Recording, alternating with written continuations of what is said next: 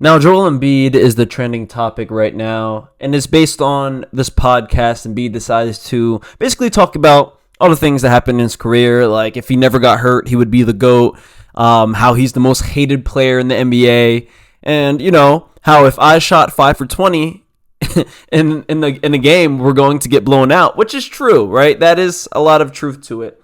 But Embiid, I don't want to hear this now. I would have loved to hear this probably a couple years ago. Like, here's the thing. If I go 5 for 20, we get blown out, right? You can say that, but at the same time, we won 2 playoff games without Embiid against the Celtics, with Harden being our best player during that time. I'm not a Harden guy at all. I love Embiid, but I just don't like him saying that particular quote because we literally won 2 games without you, bro. And in Game 7, if Embiid just played well, or even if he played a decent Joel Embiid game, we probably would have won Game 7 or Game 6, especially. So yeah, I don't like that quote from Embiid. Yes, Embiid is the most hated player. A lot of it is just because people are very negative people and very just dirty minded. Like with the Team USA, people were saying, "Oh, you should play in Cameroon. You're not American."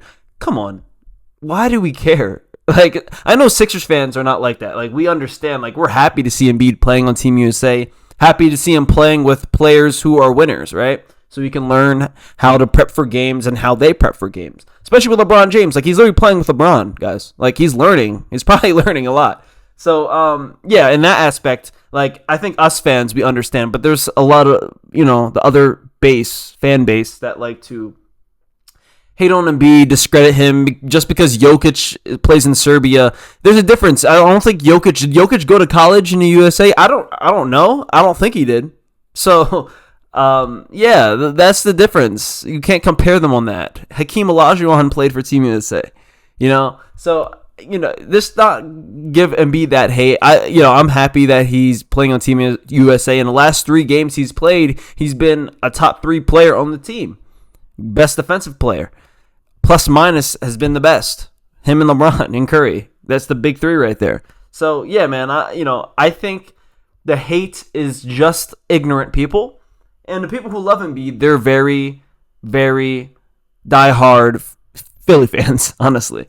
But yeah, this season he has the chance to really prove the haters wrong and prove everybody wrong. Prove the doubters wrong.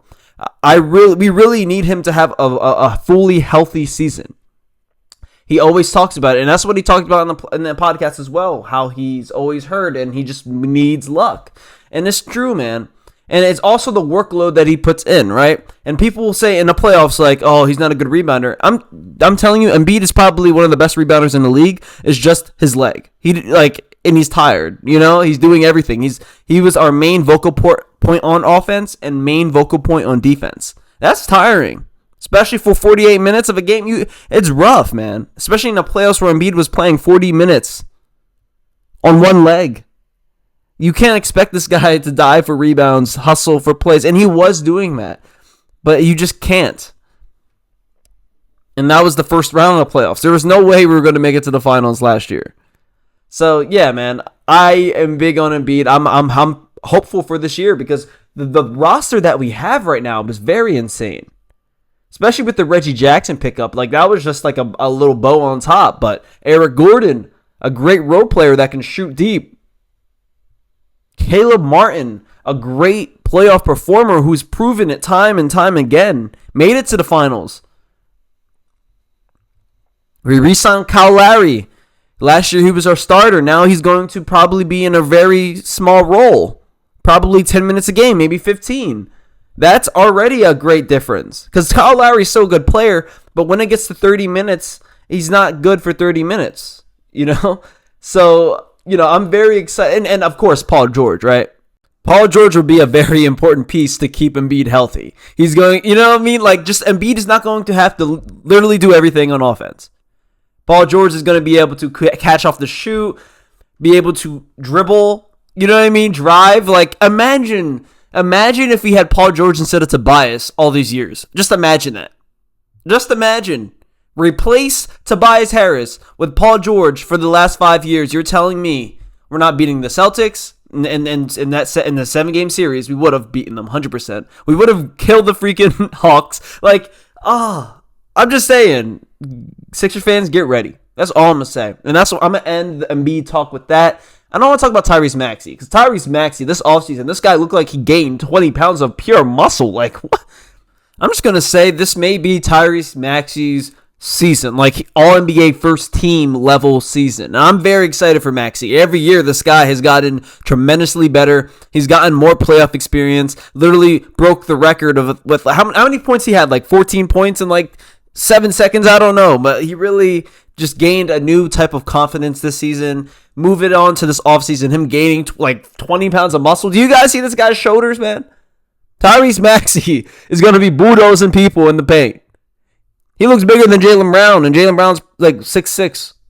So, yeah, I'm very excited for Maxey. I mean, obviously, Maxey is a great shooter. Obviously, his defense is not the best because of his height, but if he can get big, well, he did get bigger. The fact that he got bigger, people are not going to be able to bully him around, right? Like, drive and get blow-bys easily. He's going to be able to use his body like Jalen Brunson.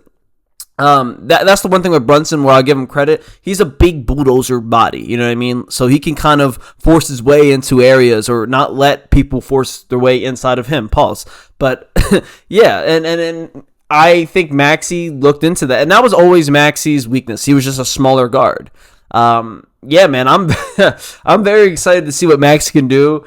Like, I really believe, like I said, this is going to be an All-NBA first team for Maxey. But let's see, man. We don't know. But as Sixers fans, we should be very excited, because this really is the best roster we've had since Jimmy Butler era of Sixers, and that was only half a season. So, yeah, man. This is going to be it for this video. Drop a like, subscribe to the channel, and I'll catch you guys on the next one. Peace.